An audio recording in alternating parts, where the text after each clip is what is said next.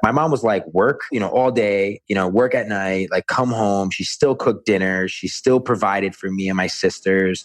So it's like, seeing that, taught me the work ethic, but also gave me this fire of like, I really want to help my mom to not be in this position. I want to be able to retire my mother. Welcome to the Earn Your Happy podcast. I'm Lori Harder, founder of The Bliss Project, 3-time fitness world champion, fitness expert, and cover model turned self-love junkie, lifestyle entrepreneur, and author. Each week, I'll bring you a guest or a thought that will help you bust through your fears, connect to your soul, and get focused and clear so you can elevate your life, business, and relationships.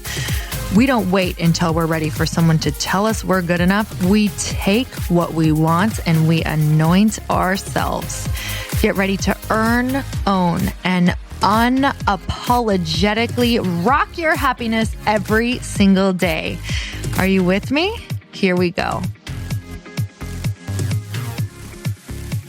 Welcome back to the show. I'm so excited you're here. And if you have not gotten your Bliss Project ticket yet, you're going to want to run right now, run to theblissproject.info because tickets are selling really fast. And I'll tell you, if you're ready for total immersion, which means really going all in on your goals, if you need a big change in your life, or if you're really ready to find your like-minded tribe and just have one of the most fun, inspiring weekends that you'll have all year, go to theblissproject.info. If you feel nervous right now, if you feel anxious right now, if you feel excited right now, these are all signs that you need to be in the room. So if you want big change, you have to make big changes and do something different.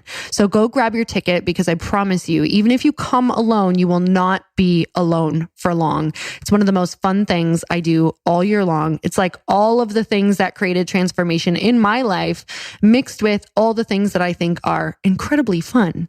Picture artists, dancing, yoga, meditation, speakers, so many incredible things that are going to happen in this room. And I'll tell you, I just got done with a Bliss Project meeting with my team, and I am so excited for what's in store for you this year. So head on over to theblissproject.info right now to grab your ticket. And on today's episode, you guys, I've been wanting to podcast with this guy for quite some time now, ever since I saw some of his videos back on YouTube back in the day. Gerard Adams is on the show today. He's an entrepreneur, a philanthropist, angel investor, documentarian, and a mentor to this generation of millennials. Most notably, he's known for co-founding the Emmy-winning Elite Daily, which sold for, are you ready for this? Sold for $50 million in 2015. He's been pioneering the way for entrepreneurs, thought leaders, and creators. And Gerard believes a world-class leader doesn't just lead the way, but instead creates more leaders to make a more significant impact. He shares this truth on his web series titled Leaders Create Leaders, which gives trailblazers of our generation a platform to share their story and ignite the passion in others. You guys, if you have not seen this series, you can go on YouTube and check it out right now. It has over 20 million views and it's syndicated by Entrepreneur Magazine. You guys, you absolutely have to check it out. I have found so many new mentors through this, and I love this human being. So on today's podcast, we talk all about the mindset of a leader. We talk all about what is a conscious leader. We talk about the mindset around failure, around relationships, around health, around what his biggest lessons are, what it was like to make $1 million at such a young age and what the mind shifts were around it and how he lost all of it and then how he came back again from it. You guys, there's so many good things and amazing nuggets in this podcast. No matter where you find yourself in life, this is just wisdom and gold. So tune in until all the way, listen to me, all the way through the end, because I truly think some of the gold is right at the end of this podcast. So you guys, let's get started.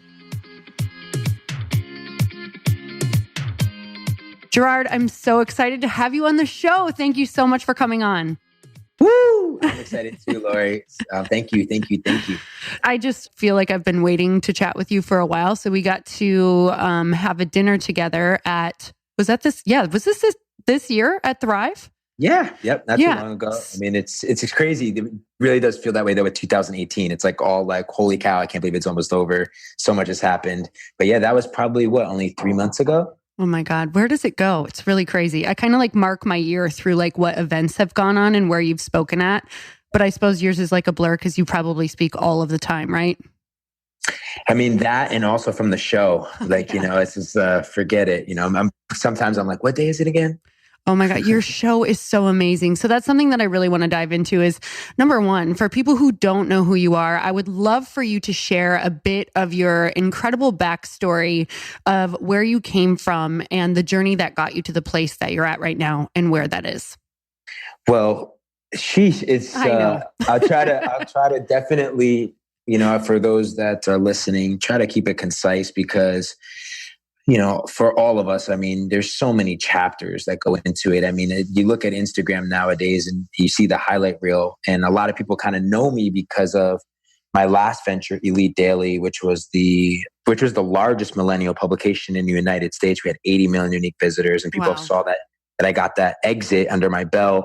But they don't recognize that like I've been an entrepreneur now for 15 years. And it started in the exact place where I'm doing this interview, which was in New Jersey. I'm right now, my family, when they immigrated here from my mother from Colombia and my dad's side from Italy, they settled here in Newark, New Jersey. And, growing up here was, really the initial foundation of who I became, coming from an Hispanic and from the Italian background, like, I learned such core values at a young age, just the work ethic. My mom worked 7 days a week at a local supermarket. That was like my first job, working with her there, from cashier to produce. And I was just like, I saw my mom working, and that was the first moment that like, I'll never forget getting that first paycheck myself. And it was probably like around $300. And I just looked at my mom, and she just was in pain, her knees, her back. And she was like super mom. Like my mom was like work, all day, work at night, like come home. She still cooked dinner. She still provided for me and my sisters. So it's like, seeing that, taught me the work ethic, but also gave me this fire of like, I really want to help my mom to not be in this position. I want to be able to retire my mother.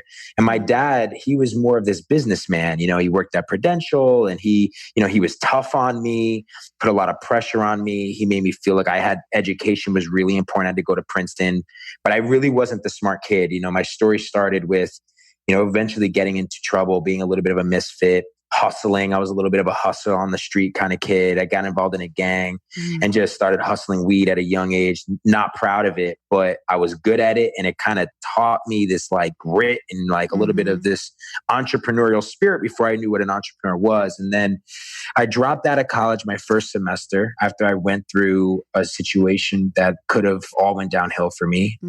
Got surrounded by police, thought I was literally going to jail. And how old were you then? I was 17 years old. It was right when I was graduating high school, and I was selling weed. And next thing you know, I get pulled over by cops, and I had all the weed in my transmission under my cup holder, and all these cops, like, all around me.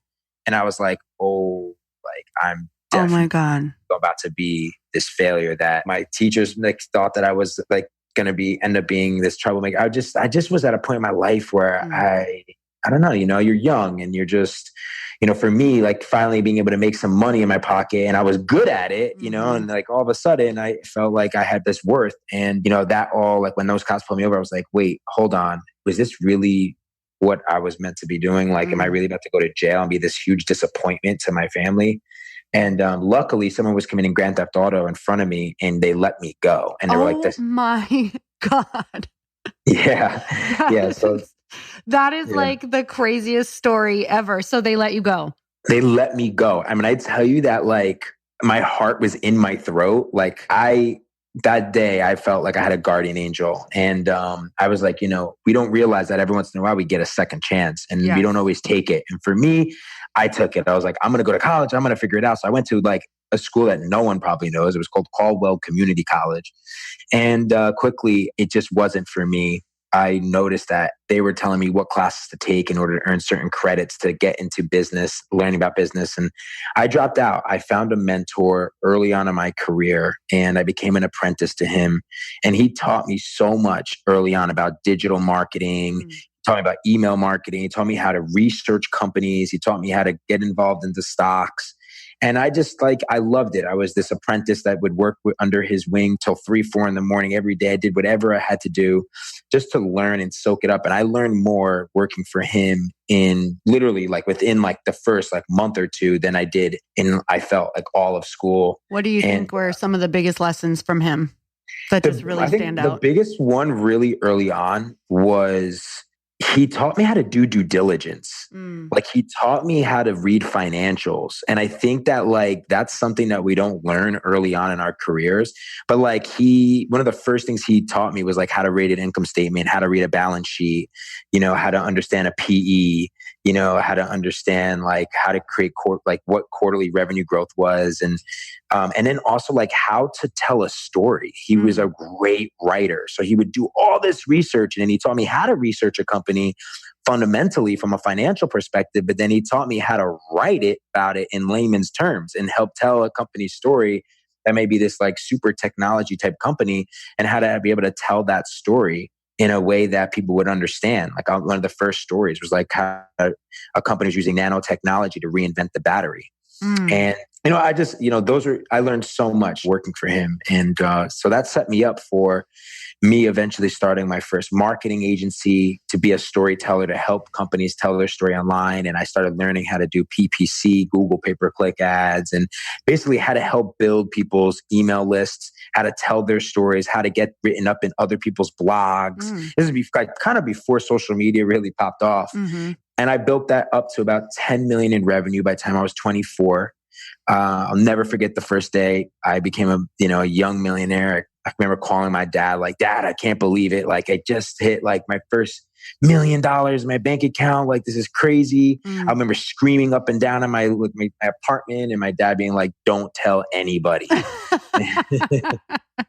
Yeah. What does that even do to somebody? Because I think a lot of people can't even fathom what that would feel like. The gap I'm talking about from before you hit that to when you hit it. It's almost like there's this middle point where you don't even realize you're doing it, even though you do. Do you know what I'm talking about? There's this gap. So what does it feel like when you actually hit it, looking back saying, oh, these are the things that did it? Were you able to do that?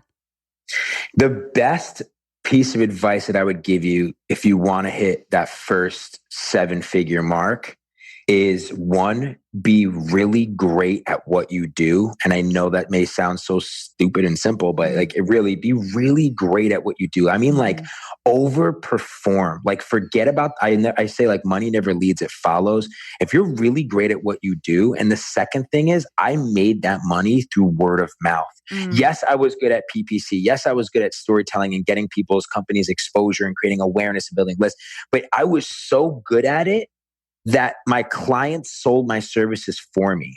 And to this day, that is the strongest piece of advice I would give anybody is if you're really great at what you do, you have a great product, you're great at it, you're the best at it, and you can overperform and deliver for your clients, you don't necessarily have to actually spend all this money on Facebook marketing and Google ads and do all these growth hacks and look for shortcuts. No, your clients will literally sell it for you. And it is only a matter of time before that compounds and you slowly continue to just build out your team. And that's how I made my first million. It was word of mouth. People sought after me. So, that's the number one thing that I would tell you. And if I didn't do a good job, I would eat the bullet. I would send the money back or I would go and spend my own money to get that client results.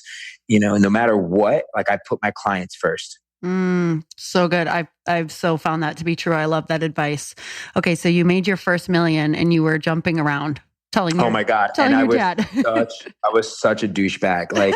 Yeah, I was such a douchebag. I was this young Justin Bieber type, traveling, I remember I rented a 150-foot yacht and flew all my high school good friends out, my family out. We just jet skis, exotic cars. I got my penthouse. I literally had 2 Bentleys. Why do you need 2 Bentleys?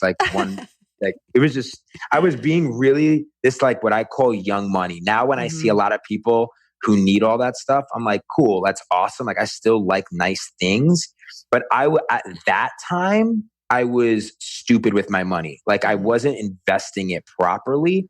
And I don't know. I feel like I started correlating being cool and maybe even my happiness, so to speak, with having the exotic cars and having being able to rent that 150-foot yacht and having jewelry. I had the bling bling popping, and I was like popping bottles at the club all the time, and just, I look back and no regrets, but man, if I just knew what I knew now, then I would have an extra freaking $10-20 million in the bank right now. It's such a powerful part of the story though, because what part for you or when or what was it that you started waking up and those things weren't bringing the same fulfillment? It was when God took it all away from me. Ooh. So I literally, during the recession, I'm 33 now, like I was in my mid 20s, recession hits and I was up $20 million in the market and I had invested in the stock market and boom. Stock market crashes and I lost the majority of the money that I had saved up. And I literally went through having to sell my cars, get out of the penthouse. And I remember I went to my mother and my mother was like, I never wanted to tell you this story, son, but with tears in her eyes, she was like, when I was about 15 years old and I was, here in New Jersey, we just immigrated here. I came from Columbus. She's like, we lived in a little 1-bedroom apartment. It caught on fire. I was walking home from school, running home to make sure that your aunt and uncles were okay, that your grandparents were okay. Luckily, we all got out. She's like, but literally, we lost everything. It burnt. Like everything was gone. So she's like, we came here poor and now we literally are homeless. And she's like, I had to at 15 start working in the winter on Canal Street in New York to be able to make a little extra money to help your grandparents put food on the table. She's like, I had to take night classes and I was so young that it was even hard to convince teachers and I couldn't get a job in New Jersey. She's like, I had to go to New York alone as a young girl. She's like, and she's just, my mom, is telling me this with literally tears in her eyes. And she's like, if I was able to get through that point in my life, she's like, Gerard, you can lose all the money in the world, but they'll never take this. And they'll never take this. And she pointed at my head and my heart. And she was like, so get back out there and do it again. And that's when I had this like trigger. And this is the first trigger. I had two in my career, but this was the first one. And then that's when I decided I no longer want to do things just because I want to make money. I was addicted to making money when I was in my young 20s and mid 20s. And then I was like, I want to build something I'm proud of. And I want to educate and use my storytelling to actually create a platform that gave a voice to our generation and the millennials. And I was like, I'm reading all these different publications online, Huffington Post, New York Times, Robb Report, Maxim magazine. I was just buying all the different magazines at airports. I was online opening up 100 different tabs to get all the news I wanted. So I was like, let's create a publication that is the Huffington Post of Generation Y. And we ended up creating EliteDaily.com, bought it for $9.99 on GoDaddy, started it with 3 folding chairs in a smaller apartment with 2 interns that worked with me. They were my co-founders. And we literally just started being naive, no journalist background, but just like building this on WordPress and hustling and figuring out how to get contributing writers with us. And we covered everything from health to business to humor, entertainment, culture, relationships and dating. We made a platform that Ariana Huffington I met. She was a mentor for us and she helped us learn how to build this contributor framework where we ended up getting college kids that were all millennials. Nobody for under like over 24 years old wrote for us, but we had 2,000 contributors around the world. And we started to being able to manage posting 80 to 100 articles per day within each one of those verticals.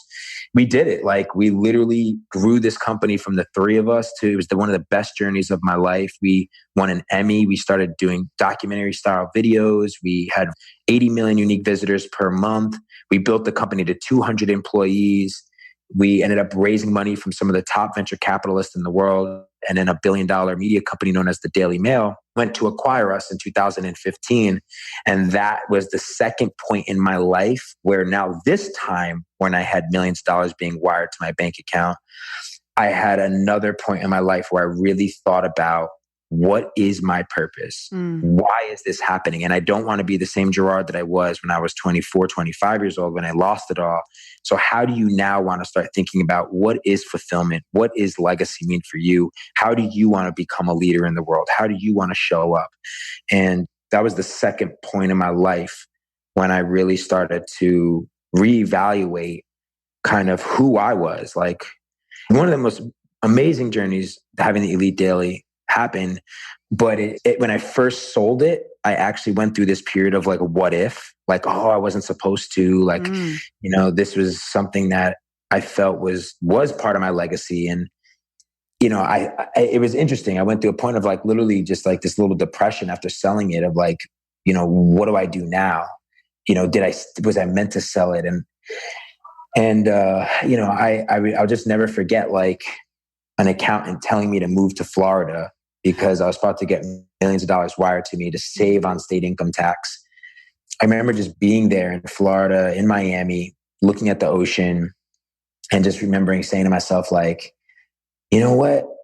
I'm looking at everyone on social media that's out here, like showing what success looks like and becoming these like quote unquote influencers and selling people the dream. And I was like, I want to do something different. Like I want to redefine what it means to be an influencer into being a leader. We need more leaders in the world, especially for the younger generation. And, I decided, I was like, I'm going to move back to my roots. I'm going to start a social enterprise in Newark.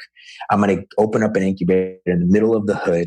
And I'm going to start to build my personal brand. And I'm going to do that by documenting what it means to not just talk about it, but show people what it means to be a leader. And that was the beginning of, okay, how do I do this differently? And that was the beginning of me launching Leaders Create Leaders, and now World-Class Leader and Founders, my social enterprise. Wow. So where did that point of, because I think there's that place for a lot of people where they can show up to their dreams sometimes. And it's like, wow, this is what I thought I always wanted. And like that toggling back and forth point for you where you weren't sure and you were sure, or I don't even know if you felt sure after that. But how did you start to either get clarity around that decision and go back to the drawing board and create more meaning again? Because I believe that in order for us to obviously be happy or be fulfilled, it's to create more meaning in our life. So what made you go back and dig in to create so much more meaning after reaching the top at such a young age? And I think that's so important. And that's where the fulfillment keeps coming. So what is that for you that helps you go back and create that, or to dig in and find more meaning? Yeah, I think there's 3 core ways that work for me that if anyone's listening, if you're looking to kind of really figure out, okay, what is next for me? What is that dream? What is that purpose? What is that thing I want to go all in on? And the first for me is really interesting because I wish I did it earlier. And now I'm like, holy cow, this is so important. And literally it's as simple as being still and really meditating. And literally through that practice of meditation, then drawing out and just brain dumping everything that you are feeling internally. So like the reason why I say that being still in the meditation as like the first step is because like as entrepreneurs, we are alpha, like man or woman, we want to achieve. We love to achieve. We want to grind. We want to hustle. We want to go out there. We want to conquer. We want to be able to, be the best versions of ourselves. And a lot of times this masculine energy that I feel for me in particular, I've always had this like, I'm going to manifest. I'm going to go, go, go, go, go, go, go. And when you're constantly going and you're constantly pushing, you don't really ever give yourself any time to respond to life, to take a moment and to reflect. So the first step for me was the moment that I finally stopped and reflected. And when I was there in Florida and I started to really like meditate and journal and write down like what really is calling to me. What do I feel internally where I really want to go? And that was the first step. And the second for me was when I got a personal advisor or coach. I actually hired someone. He is now a CEO of one of my companies, and his name is Peter Yobo.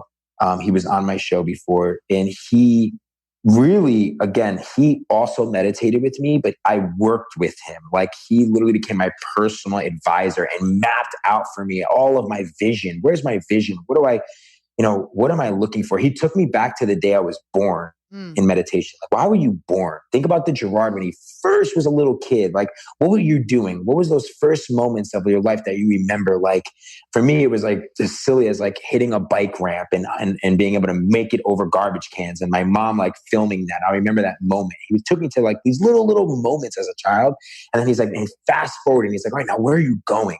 Like, who's the Gerard in 10 years? Where are you? Who are you surrounding yourself with? What are you doing? What stages you are? What are you building? What are you known for? How do people see you? How do you make people feel? And then in that moment of meditation, that moment of just visualizing, you're just, boom, he's writing things on the board. He's writing things. And by the time you open your eyes, boom, you open your eyes, you're like, holy cow. Everything that was internal is now visualized on a whiteboard. And then from there, you map out a roadmap. And a lot of people should do this right now, especially going into the new year.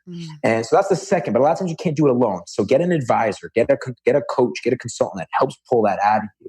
And then the third is a radical change. You got to create a shift. For me, that shift was doing the most uncomfortable, uncertain, hard thing. And that is what creates that radical shift. So for me, that was going back to Newark, New Jersey, where there's barbed wire and poverty. And here I am at, a million, creating, selling a company for millions of dollars.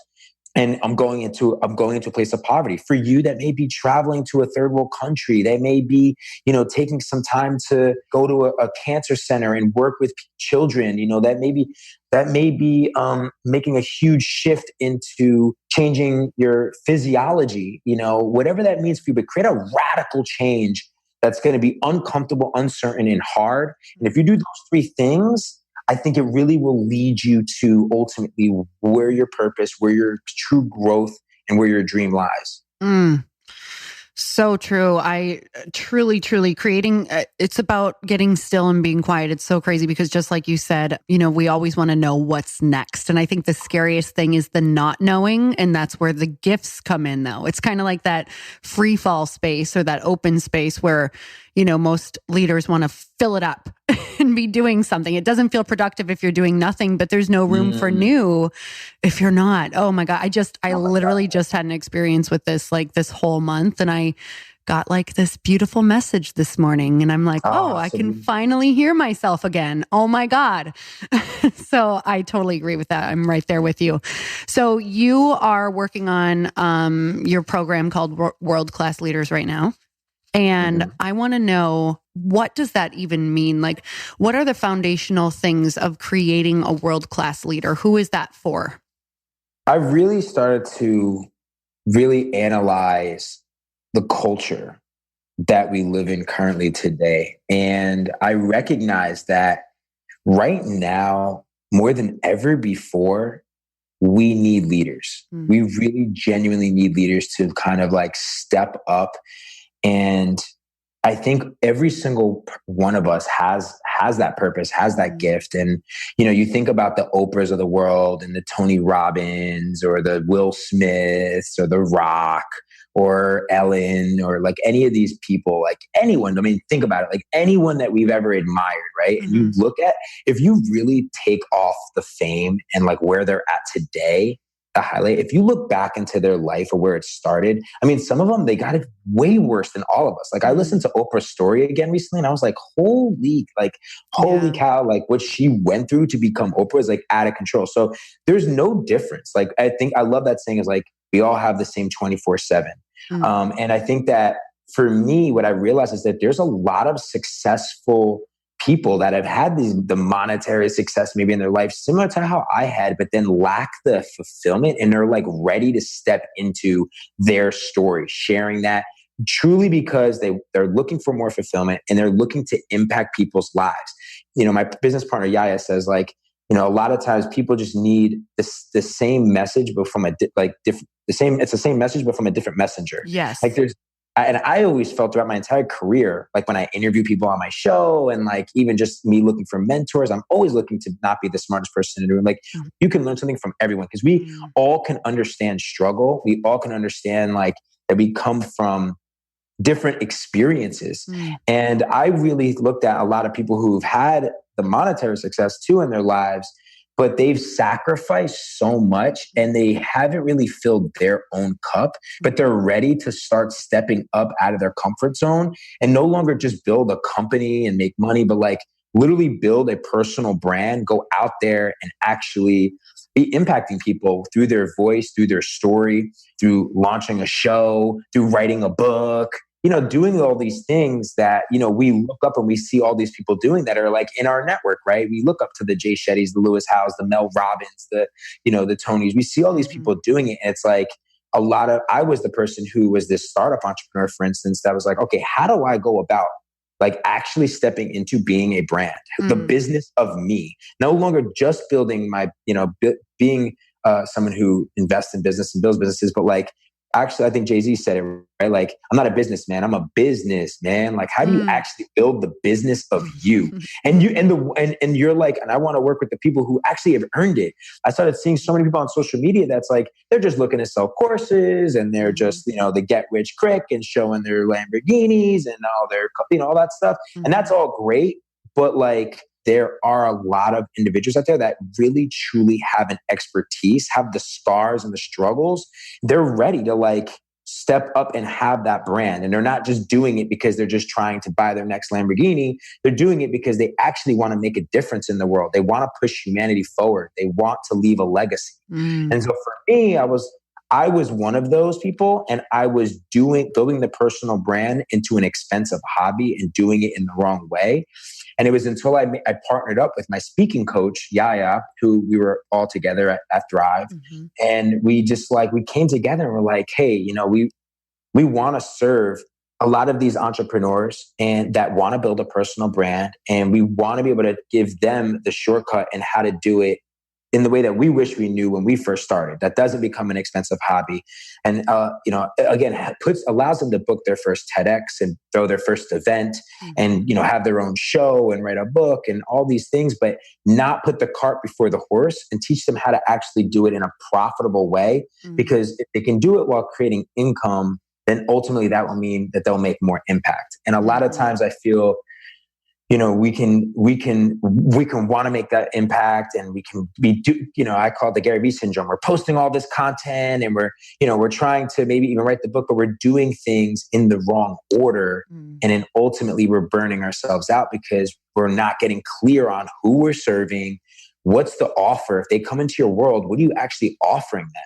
What is that product that you're great at, that the word of mouth is going to spread? And how do you actually deliver that powerfully and build a team around you powerfully? And then once you monetize that expertise in that way, and we help you do that, then we get into teaching you how to become a world-class speaker, book the right stages, get that TEDx or throw your first event. And then my expertise is how to actually promote your brand through launching a show, which I'm so passionate about because of Leaders Create Leaders. And we call it the MAP. So we take you into M, monetize your expertise, A, amplify your message through the power of speaking, and then P, promote your brand by help you grow your platform. So yeah, I'm excited about it. It's been something that I feel it took me a long time to get here. I think it's part of my legacy now is to support leaders, to really help them to get clear and get clarity and get rid of that overwhelm and be able to build their personal brand.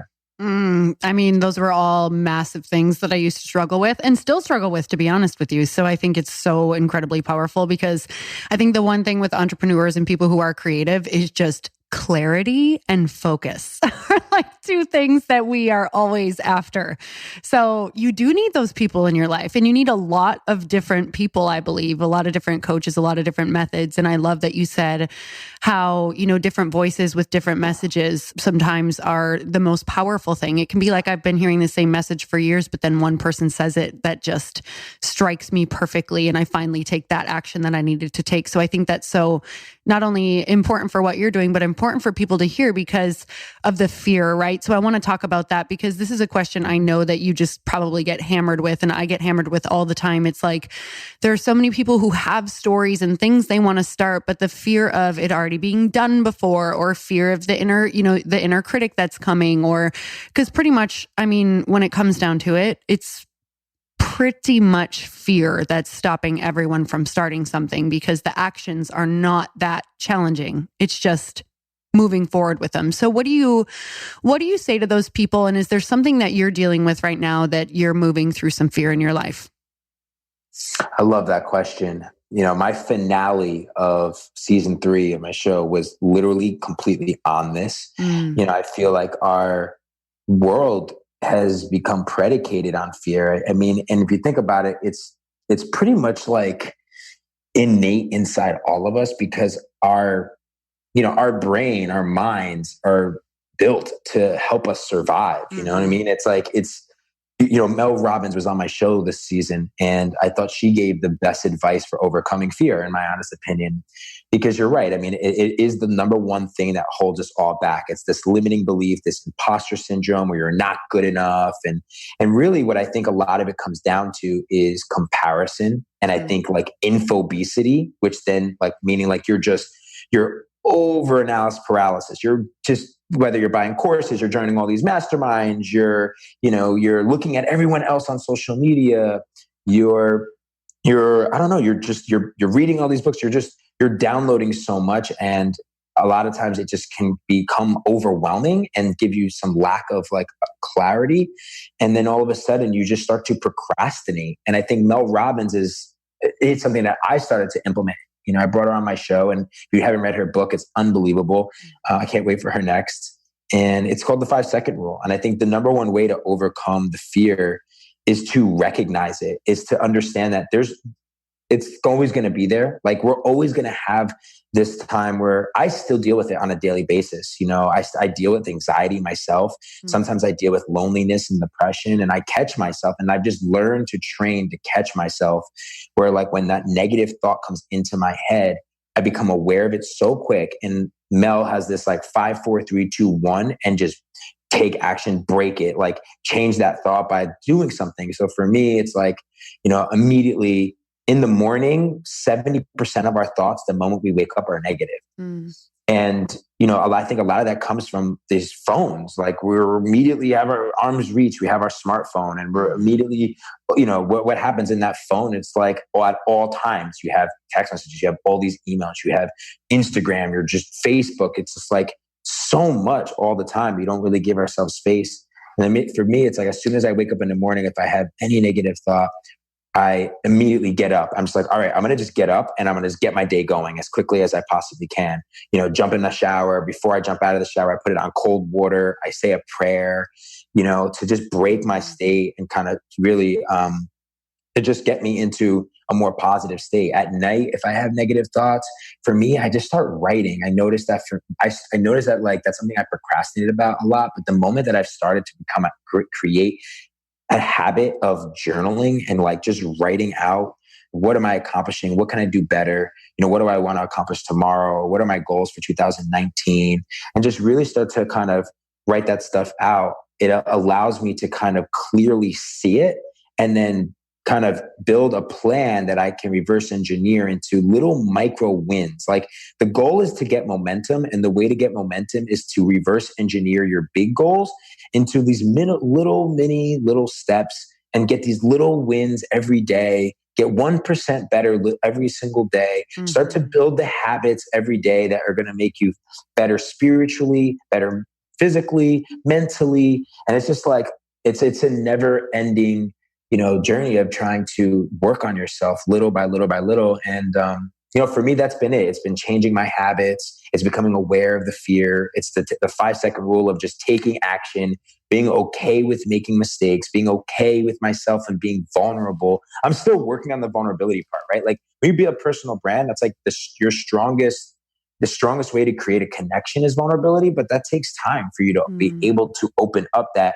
yeah, here I am again, like feeling like maybe I'm not good enough, or, maybe I'm going to fail at this, but you know what? I'm willing to take a shot, and I'm willing to just be open about it, honest about it. Because the more that we do that and just walk into the fear and realize that that fear is only just our minds trying to protect us, but that there's nothing that is going to, even if you fail, you never really fail. You just learn from it. You grow from it. So like, the more that you can just realize that if you walk into the most uncomfortable, uncertain, hard thing for you to do, that ultimately is just going to build you up, build your character, build your will, make you stronger, and just lead you closer to whatever's meant for you. Oh man. Well, number one, I want to tell you that you're doing great on the vulnerability part. Because that literally just you sharing that was immediately that that you've suffered or that you struggle with anxiety and depression, and that I think those are such normal human things, and it's noticing it and interrupting that pattern. Like I immediately was like, oh my God, I feel the exact same way. It's so nice to hear somebody at your level who goes through the same thing, and it's just the normal being a human, like the daily thing. Yeah. And also like, thank you so much for saying the one, getting 1% better every day, because I used to get so stuck in that cycle of, I used to think it would have to be 25% better. It was the all or nothing, and it would just kill me because I would go all out and then you just burn out. So really just that little one, knowing that sometimes it goes a lot slower than people think, but when you look back, it went faster. Does that make sense? Yeah. I also think that we don't give ourselves credit. Like if you really, like, honestly, I had a friend today, he's a business partner of mine in one of my companies, and he called me and he's like, yo, G, he's like, man, I feel so old. Like time is going so fast. And I just feel like I'm not where I expected to be at my age. And I'm like, bro, like, think about what you've done, man. Like you really have come so far, dude. You're the CEO of your own company. You have a beautiful daughter. This guy's got he's got a beautiful home, a beautiful wife. He's got not to say that this is part of happiness, but like he got his dream car. I know it meant to him his whole life. He wanted to one day have a Rolls Royce. He's got his Rolls Royce. He can, if he wanted to, he can just take a vacation if he wanted to. And it's just like I think one of the things that we just forget to give ourselves credit for how much we've actually done, how far we've actually come, and just recognize that what you just said is like, if our happiness is really caught up on achieving and accolades and money and materialistic things and followers and views and likes and comments, it just all these things, like, we'll never truly be happy. And I think you just need to recognize, like, we're all in this together. We're all human, and just like, it's just every single day, just try to be a better you, try to bring value to the room that you're in and to the people that you meet. Try to always just give value and just grow. Like, we're all out here little by little. Like, so many of us compare our chapter 20 to our chapter 2. You know what I mean? Like, we're all got different journeys. You look at some of the most successful people in the world, and it's like they became a freaking billionaire and a rock star at like 40 years old, 45, 50. Some people, everyone's at a different point, and some of the people that have the most in the world, I know billionaires that are like so unhappy. Yet I know people, if you go to a third world country, that have a little hut on the beach, and they're like the happiest people alive. So just like, sometimes you just got to put yourself in perspective, and don't be afraid to reinvent yourself.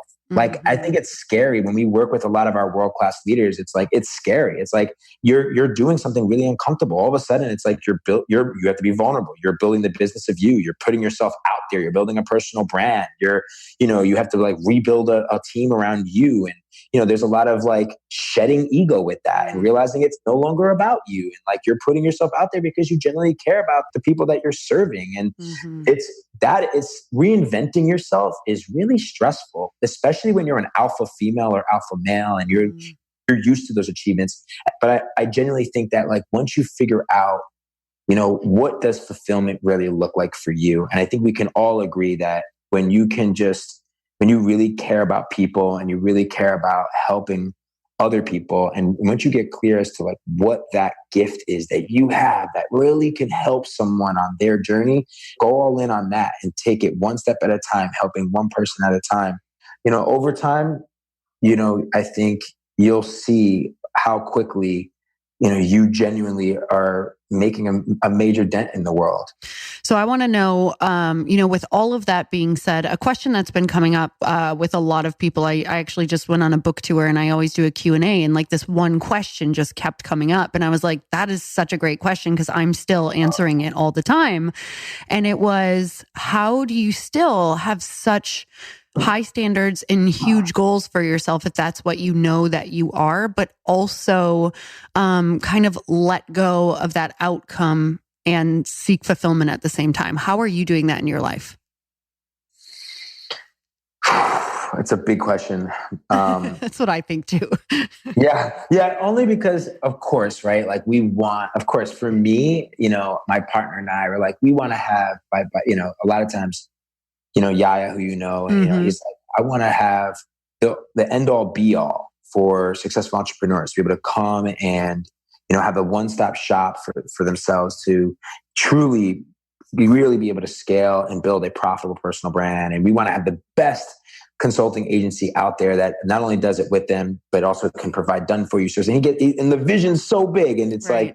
like, help over 1,000 people and create $1 billion of impact. And, I don't know, for me, I just really genuinely, I started to little by little shed the ego.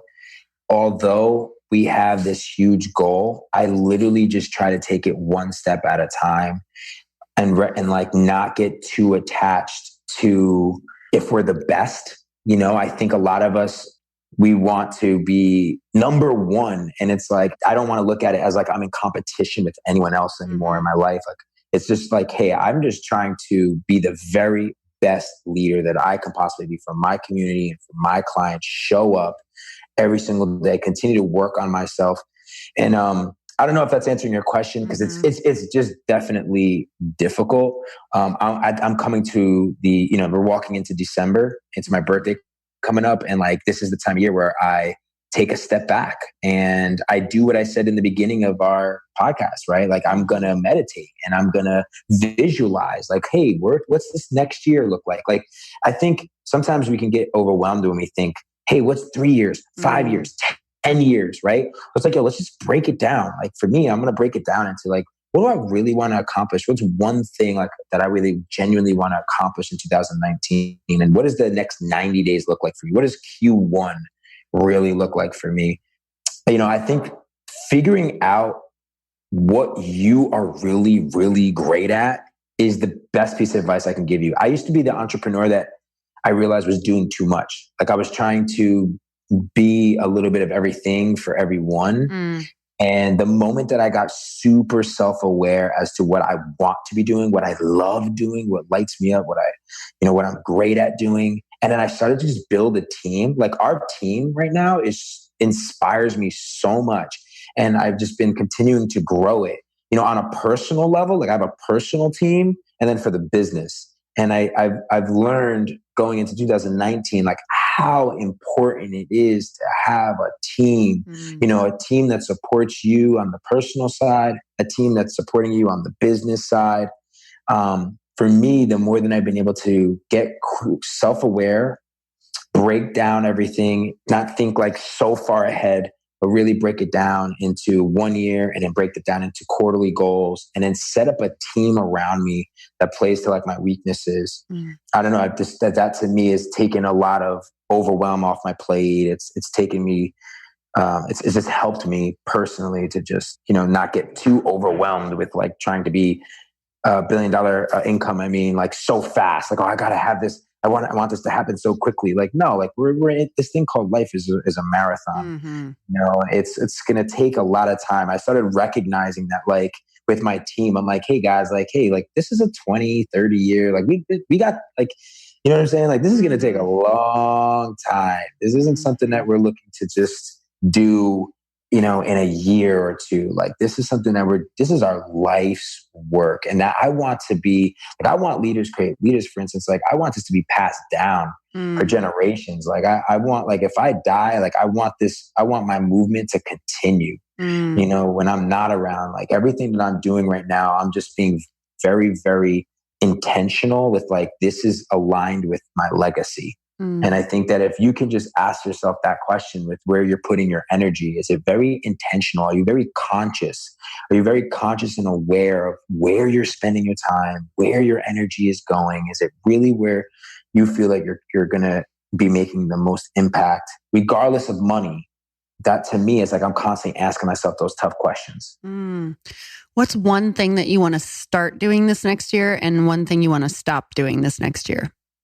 Next year, one thing I want to start doing is I think I want to travel a lot more. Like I really want to next year, I want to do more of, I love the fact that now our company is remote. I feel like I feel like I want to now, like I've always been reactive and I want to start being proactive in all, with traveling, with the way that I'm working with brands. Like everything has come to me. Like if I'm going on a speaking engagement, it's come to me. If I'm working with a brand, it's come to me. If it's, a lot of my clients, next year, I want to be proactive. I want to be very clear as to like my goals, and I want to take a proactive approach to things that I want to do. And travel is definitely one of them. Oh, I love that. Where do you want to go?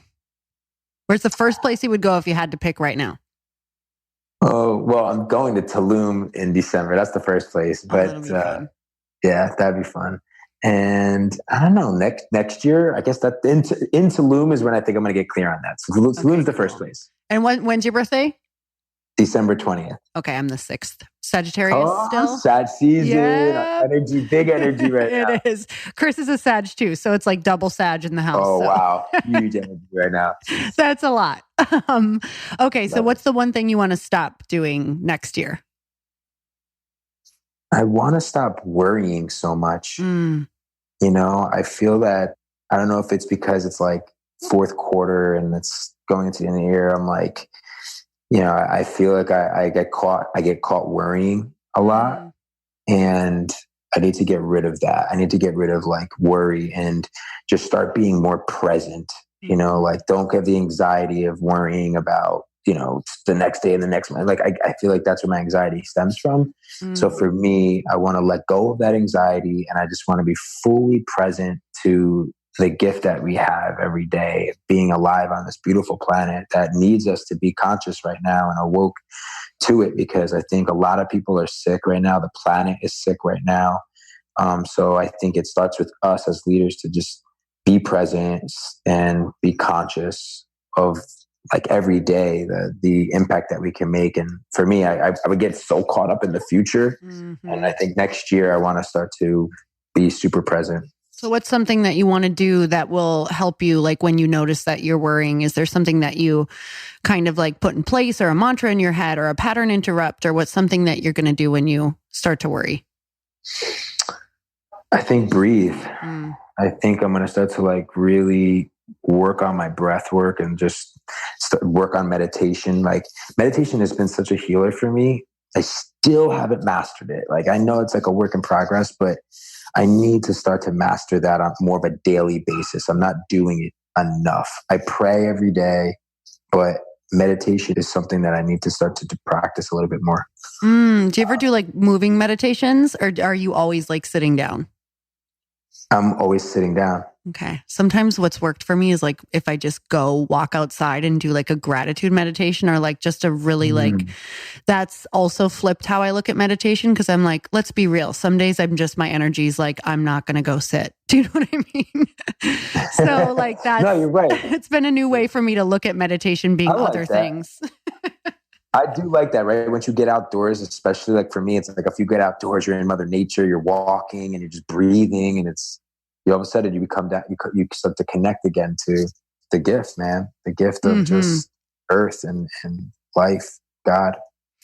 Oh, Gerard, this was so great. What do you want to leave people with? Like you have so much wisdom. I literally had, like 20 questions here I didn't even ask. So, it's how it goes. Yeah, I know. Well, what do you want to leave people with? I think that one of the things that I want to leave you with is my last season was around being a conscious creator. And, my whole movement is around becoming a world-class leader, and leaders create leaders, and leadership. And what is a leader? What is a leader? For me, it means to be very conscious in the impact that you genuinely can make in the world. And like I mentioned a little while ago, right now our world is suffering. And, you have people that are suffering with fear. You have people that are suffering with depression. You have people that are suffering and that are extremely intoxicated. They're intoxicated with the drug of money and likes and followers and comparison and validation and judgment.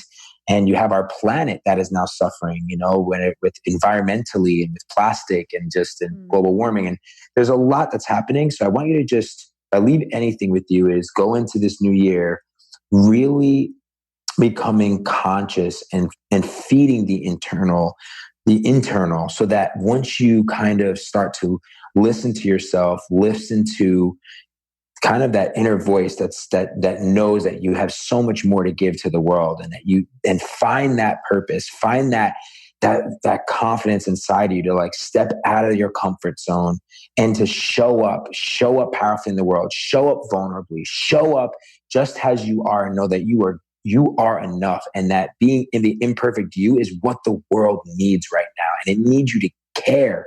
It needs you to care about your community. It needs you to care about your everything from in your home, your family, to your community, to your tribe, to your customers, your clients, to just humanity in general. So be conscious. Let's go into this next year together as a conscious collective, showing up as leaders in the world, as the leaders that we want to be, as an example, the leaders that we would want to follow, so that the world together we can genuinely really help end the suffering of so many people around us that are scared to open up about what they're going through, and our planet too. Like our planet really needs you to be aware. Like, start to care about the food that you're eating, start to care about the water, that you're drinking, start to care about the pollution, and all of those things, because right now the world really needs that. Thank you so much for that. And I just want to say thank you and acknowledge you for being such an empowered voice and such a cheerleader for people, and using your voice to help people find theirs, because that's truly just the most beautiful gift that I think that you can pay forward to someone, is helping them find their purpose. And I'm so grateful for you doing that for so many people, especially when you don't have to. And I'm just beyond grateful for you paying that forward also to this awesome audience that we have here. So thank you so much for that. And where can people tune into you? What's the best spot for that?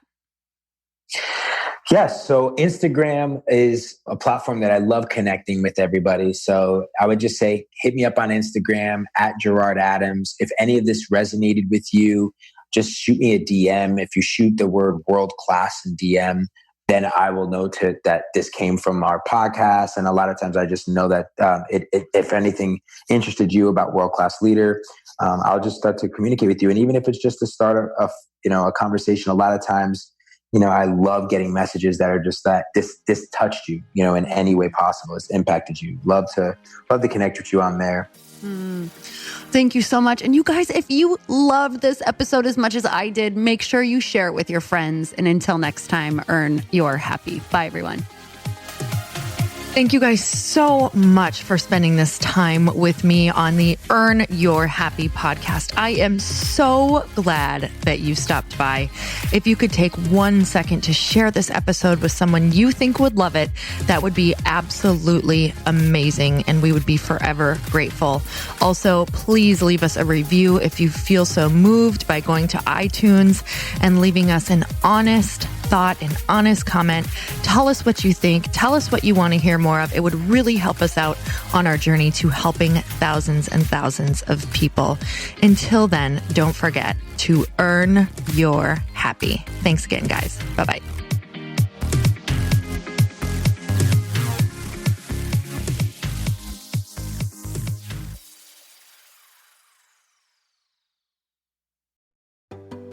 Hey, do you know what the big secret is this year? And it shouldn't be a secret, because this should be your biggest focus. It is building your community. I am always working on building and nurturing my community, and everyone is talking about the power of community. Without an online community, you just cannot grow organically or create a real movement, which is what I know that we're all after. And you can build trust or monetize your audience. When you get community right, not only does your audience grow faster, but so do your sales. But where's everybody going to be managing their communities these days? And a lot of online entrepreneurs and thought leaders are turning to Circle.so. Circle is an all-in-one community platform. It lets you host content and create discussions, live streams, group chats, and memberships all under your own brand. And what's so cool about Circle.so is that you don't even need a website or Facebook group. Instead, Circle lets you build your own community site where you can host content and manage your members. You can even create locked and unlocked content spaces, groups, and classes. How freaking cool is that? You can put your content behind a paywall too, and you can charge different amounts of money for different spaces on your community site. Circle.so is famously easy to use, and it has a free 14-day trial for you, so you can go check it out, see if you like it, see if you love all the options.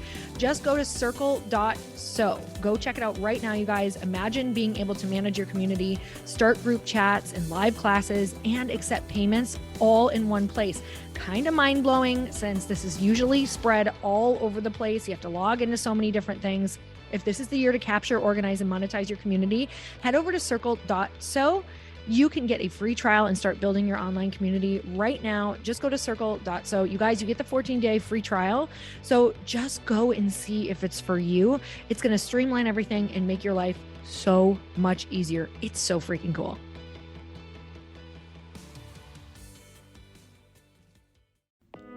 Hey y'all, I'm so excited to share with you, Earn Your Happy is now part of Growth Day Podcast Network. A bunch of us are coming together to bring more growth to the world and support shows and brands that we truly believe in. And one of my friends is also on the network, and I'd love for you to go subscribe to his show. You guys, Trent Shelton has the most incredible podcast. It's called Straight Up with Trent Shelton, and it's going to remind you that you are built for this. I have heard Trent speak in person multiple times. I've listened to his podcast a ton. He's coming on the show, and I literally cannot wait, because this man just spits straight fire. It is like truth that goes to your core and makes you take action right away. If you want one of those podcasts that when you're just out on a walk, you can't help but want to start running and run through a wall in your life, this is the show to go listen to. So you guys, make sure that you go subscribe to the show, Straight Up with Trent Shelton. You're going to love it.